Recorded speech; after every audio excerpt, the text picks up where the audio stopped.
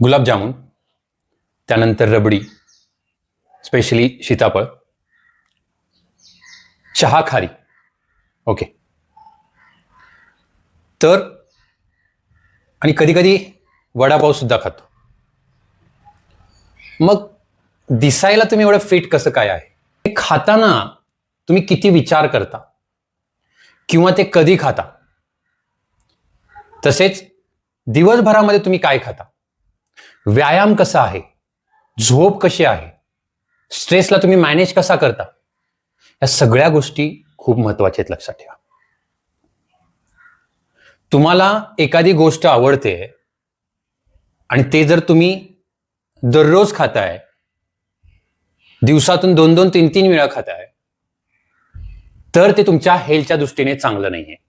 कोणत्याही गोष्टीला त्याचं एक लिमिटमध्ये खाणं खूप गरजेचं आहे. बऱ्याच वेळेला आपण कुठे बाहेर जातो त्यावेळेला मित्राने फोर्स केला किंवा पाहुण्यांकडे गेलो किंवा एखाद्या व्यक्तीनं मला फोर्स केल्यामुळे ते मला खावं लागलं.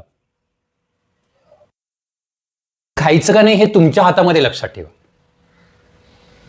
त्यामुळे फूड एन्जॉय करा, परंतु बाकीच्या गोष्टी तुम्ही कशा फॉलो करत आहात आणि किती दिवसापासून तुम्ही ते फॉलो करत आहात हे खूप मॅटर करतं.